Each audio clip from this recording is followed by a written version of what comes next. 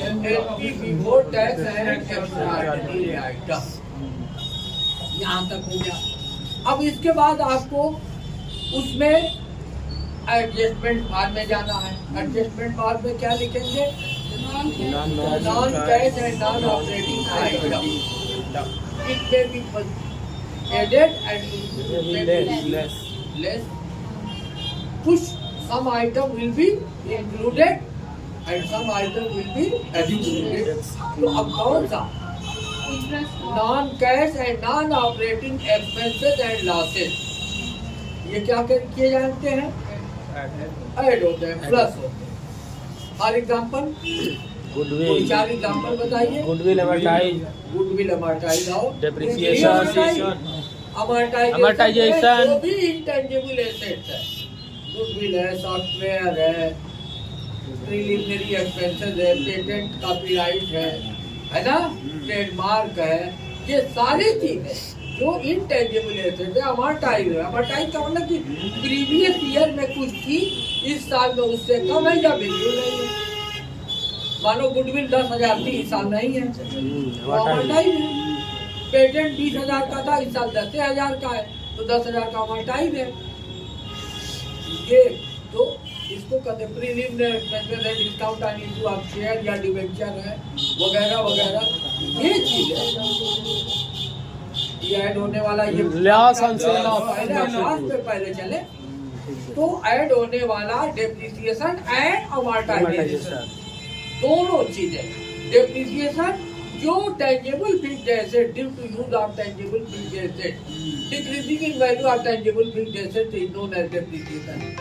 It will be included, किसमें include किया जाएगा? एडजस्टमेंट भाग में, यानी profit before tax and extraordinary में ये प्लस होगा। तो depreciation and amortization, non operating expenses है, non operating interest on debenture, interest on borrowing, ये एक्सपेंसेस कैश हैं, दिए गए हैं, ये नॉन कैश नहीं है, लेकिन क्यों इसको लिया गया? क्योंकि ये नॉन ऑपरेटिंग एक्सपेंसेस है, ये ऑपरेटिंग एक्टिविटी का कंटेंट नहीं है, इसको भी जोड़ेंगे। Loss on issue, loss on sale of fixed asset जोड़ेंगे, ये abnormal expenses non operating expenses है, इसको भी ऐड किया जाएगा। तो इस तरीके की चीजें प्लस की जाती हैं। और नॉन ऑपरेटिंग इनकम जैसे इंटरेस्ट का मिलना, जैसे डिविडेंड का मिलना, जैसे profit on sale of investment होना, profit on sale of investment होना, ये माइनस होती है। इतना करने के बाद जो आता है उसे क्या कहते हैं? Operating profit before working capital changes.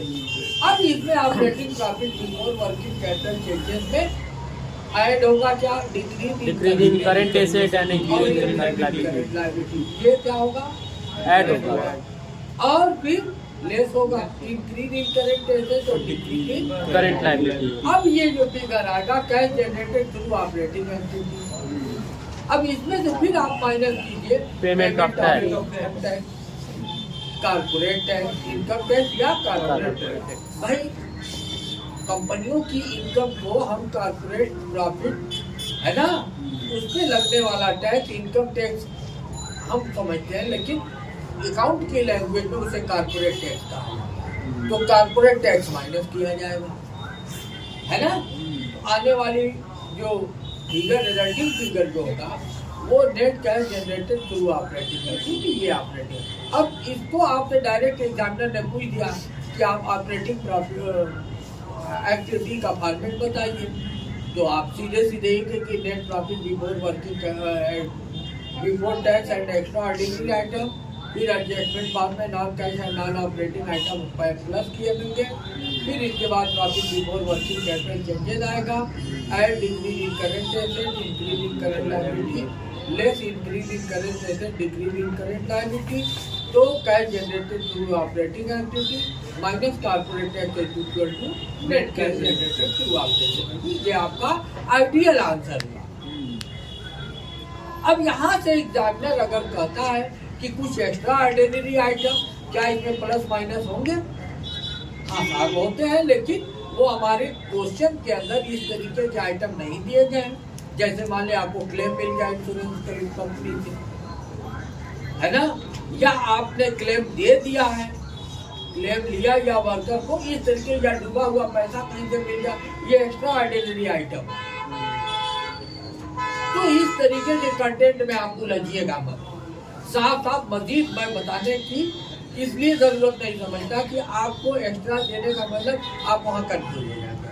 ऐसे उनको बताए क्या एक्स्ट्रा आया, यदि आया है तो प्लस और गया है तो माइनस, सीधा सीधा। अब आप आते हैं इन्वेस्टिंग एक्टिविटी, इस पे इन्वेस्टिंग एक्टिविटी पे। तो इन्वेस्टिंग एक्टिविटी में ध्यान दो, केवल प्रॉपर्टी प्लांट इक्विपमेंट या इंटेंजिबल एसेट, अगर परचेज है इंटेंजिबल एसेट, इंटेंजिबल एसेट जो है बिकने का कॉन्सेप्ट ही नहीं है। जैसे गुडविल, भाई आधी अधूरी तो बेचोगे नहीं, पूरी की पूरी गुडविल सिर्फ बेचोगे नहीं, ऐसा क्वेश्चन में नहीं किया है।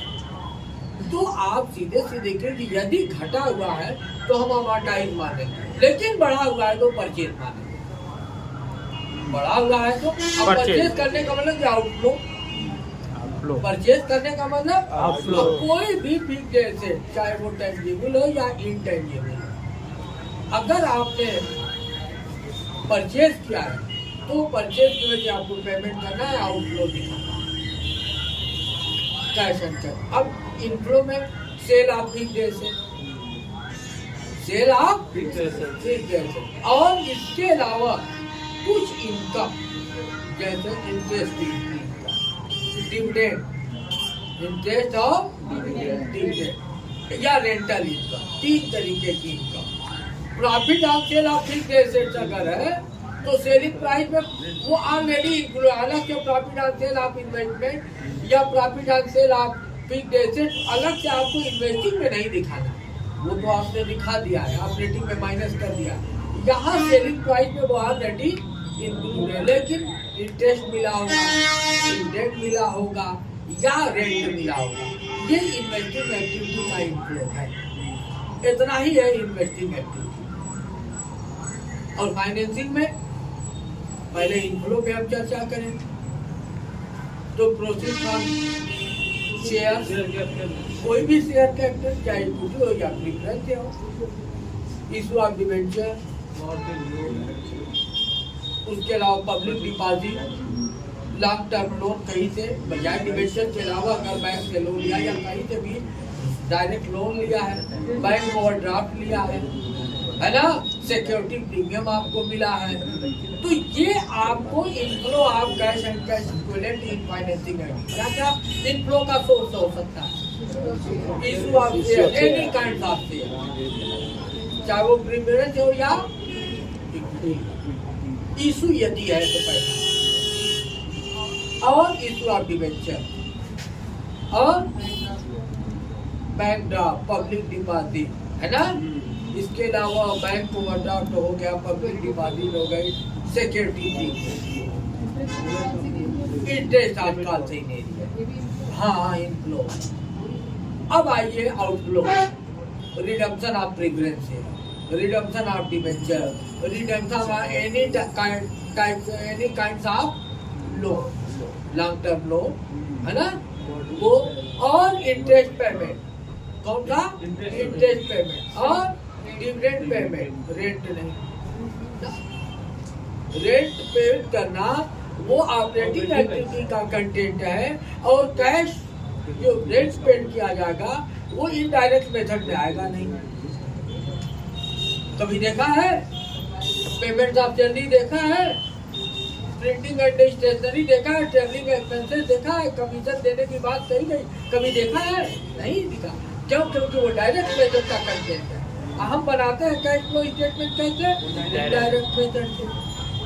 लिहाजा ऐसी बात फंसने वाली खुद से अपने पाँव कुल्हाड़ी मत मारना, अनाप शनाप बोल दो, ऐसी बात, ऐसी गलती ना हो।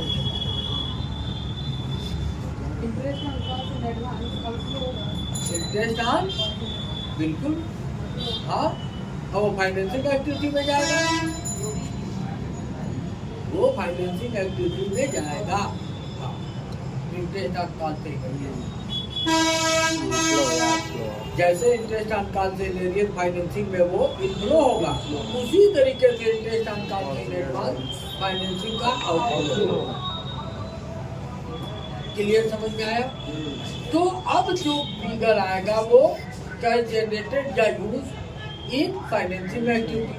अब ए बी सी तीनों का सम करेंगे, यानी ऑपरेटिंग एक्टिविटी में क्या आया क्या गया, प्लस है पॉजिटिव है कि निगेटिव है वो, प्लस बी यानी इन्वेस्टिंग और सी फाइनेंसिंग, तीनों को जोड़ करके A plus B plus C आता है डी, टोटल इनफ्लो या outflow of cash adjust during over a period of time या over a period of time. अब during the year plus cash and cash equivalent at the beginning of the year, cash and cash equivalent at the beginning of the year. तो अब जो आएगा A B C D E F, F पे आएगा cash and cash equivalent at the end of the year. ये आपका cash flow का। अब बात आती है कि कैश एंड कैश इक्विवेलेंट में क्या क्या इंक्लूड होता है। कैश एंड कैश इक्विवेलेंट में क्या क्या इंक्लूड होता है? कैश इन हैंड, पहले सबसे पहले मोस्ट लिक्विड कौन है? Cash and bank. उसके बाद मार्केटेबल सिक्योरिटी है ना, और करंट इन्वेस्टमेंट है, और नई ट्रेजरी बिल है, कमर्शियल पेपर है। तो आप इतना ही बताइए, 2 4 5 तो बता दीजिए कि ये कैश एंड कैश इक्विवेलेंट में आते हैं। समझ में आया? ये हुआ आपको। अब मैं बात करता हूँ